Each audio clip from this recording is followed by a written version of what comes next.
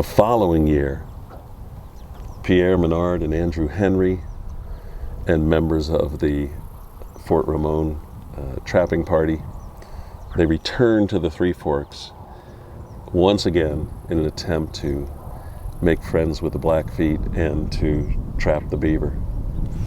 They established Fort Three Forks at the junction of the Madison and the Jefferson. One day, 6 guys are up the Jefferson River.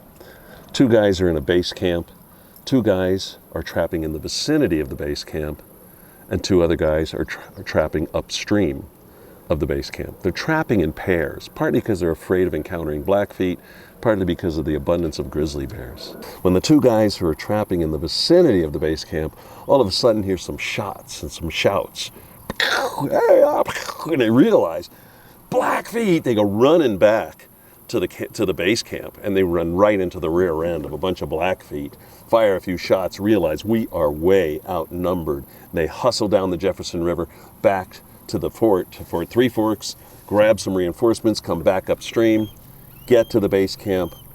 All they find is a bloody spot in the grass, their 2 buddies all chopped up in little pieces. The other 2 guys further up to Jefferson, never heard from again, presumably killed by Blackfeet. Everybody goes back to the fort. My God, what happened? What are we going to do? They let things settle down for a few days. They leave little gifts out for the natives. Tie some blue ribbon and red ribbon in the shrubs outside the fort. Things disappear, little bags of tobacco. They're trying to make friends. They never even see the natives. The gifts disappear. Finally, let some time go by and they commence the trapping again. Again, some guys are attacked and killed. They get back to the fort. Again, they let it rest for a while. Leave some gifts out. They're hoping to make friends with the Blackfeet. Again, they start trapping, and again, some guys are attacked. It gets to the point where they're literally prisoners of their own design in their own fort. Finally, George Drouillard, the famous hunter of the Lewis and Clark expedition, he can't take it anymore. He says, boys, I'm going trapping. I'm getting out there. I'm going to get the beef. George, how you going to do this? I'm half Indian. I can out-Indian any Indian. Remember, George was half Shawnee and half French. He'd grown up in the West. This is a very, very skilled outdoorsman. He was the hunter of the Lewis and Clark expedition. I'm going out at night. That night, he takes his traps. He takes off from the fort, takes his horse with him, goes up the Jefferson, sets his traps, comes back. And again, next night he goes out. Comes back, he's got 6 beaver. Beaver tail stew for dinner tonight, boys. These guys apparently they loved eating the beaver, particularly the tail, which I would suspect is fairly muscular but also coated in fat. These guys loved fat. They wanted high calories. They're wading in cold, cold streams and living their lives in the outdoors. George comes back. He's got the beef. Again, he had reset his traps. Next night, George takes off again. Again, he comes back. He's got some beaver. That's pretty cool, George. The other guys are starting to think about doing this. But the next night, George takes off, and he doesn't come back. The next day, when it gets light, they form a search party. 20 guys go up the Jefferson River, about 2 miles from the fort. They find George's horse, dead, covered in arrows. The horse's throat is slit. Presumably, George killed his horse, dropped it to the ground, used it as a bulwark against the oncoming Blackfeet. And behind the horse, George all chopped up in little pieces. And as Thomas James said, more than a little bit of sign that he took a few of the red devils with him. Now I want you to know, red devils, that's Thomas James' word, not mine. The Blackfeet were in their own landscape. It did happen that in many cases it seems that a number of tribes use this Three Forks area. It's a travel corridor today by roads and railroads and highways, and I suspect for many it was a travel corridor back then for the natives, for the various tribes, various trails. So George Drouillard, the famous hunter of the Lewis and Clark expedition, and John Potts, another former member of the Lewis and Clark expedition, killed by the Blackfeet in the vicinity of the Three Forks of the Missouri River. A lot happened at the Three Forks of the Missouri. Sacagawea was camped here when she was taken captive with her family, and a number of tribal members were killed. A number of children were taken captive by the Minotari. Lewis and Clark camped for 3 days at the headwaters of the Missouri River at the Three Forks. Clark comes back to the Three Forks on his way back towards St. Louis, and Fort Three Forks was established, and John Colter was nearly killed, John Potts was killed, and George Drouillard was killed in the vicinity of the Three Forks of the Missouri River. With the death of George Drouillard, the members of this expedition, they decide, my God, if George can't make it, how are we going to make it? And the season has progressed. The trapping season has progressed. They don't have enough food stored for the winter season. They don't have enough hides stored to make it a viable hunting expedition for the beaver. And they decide to abandon the fort. Half the group goes with Andrew Henry to the west, where they winter on what today is called the Henry's Fork of the Snake River, which would be like trying to winter in Yellowstone National Park. Cold temperatures, deep snow, they nearly die.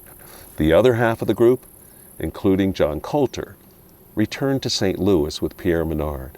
Colter goes downstream, he gets to St. Louis. On the way, he tells the story of his escape from the Blackfeet and the death of John Potts, and two guys write it down along the way. One of the members of that actual expedition, Thomas James, who describes that Fort Three Forks incident and the death of Drouillard, he actually met Colter and heard the story from Colter himself and wrote about it decades later.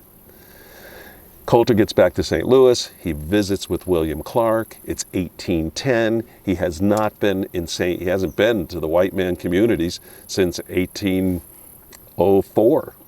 And now he gets back there and he tells Clark what he has seen, describes his foray through some part of what is now Yellowstone National Park in the wintertime. And Clark takes that information and puts it on his map of 1810. We call it William Clark's map of 1810, a hand-drawn version in 1810 that Clark drew, goes to London and is published in 1814. But even that map, most people refer to it as Clark's map of 1810. It's just a way of describing the information on that map. And the map is very interesting and incredibly detailed, and in many regards, extremely accurate. Colter gets back to St. Louis. He visits with William Clark. Clark gives him the bad news. Your old captain, our friend and former captain, Meriwether Lewis, is dead. Lewis had apparently committed suicide, a true tragedy for anyone, though at the same time, I consider Meriwether Lewis to have been a true American hero. The information gathered, his organization of the expedition, and even many of the tasks he achieved after the expedition took place are truly monumental and incredibly significant. Meriwether Lewis was on his way back to Washington, D.C. to explain to Thomas Jefferson why the maps and the journals had not yet been published. And he dies at Grinder's Stand on the Natchez Trace by his own hand. Many people believe he was murdered. I'm one of those people who believed that, unfortunately, tragically, he committed suicide. Regardless, Lewis achieved many great accomplishments in his life, and the journey of Lewis and Clark, the Corps of Discovery, all the way to the Pacific coast, was organized and planned by him. He was specifically chosen, remember, by Thomas Jefferson to be the leader of this expedition, and he invited William Clark to be his co-captain on this expedition. Within that 1 year, Colter gets his land grant. Each member of the expedition got a land grant upon conclusion of the expedition. He gets his land grant, becomes a farmer, gets married, his wife gets pregnant, and then he signs up to fight in the War of 1812, where he dies in 1813 of jaundice, which may have been acute hepatitis, which would result in a liver disease. Jaundice, turning your skin yellow, not well understood at the time. But the crazy thing is that he had to return to the so-called civilized world to die of a white man's disease, possibly getting hepatitis in the unsanitary living conditions of the forts.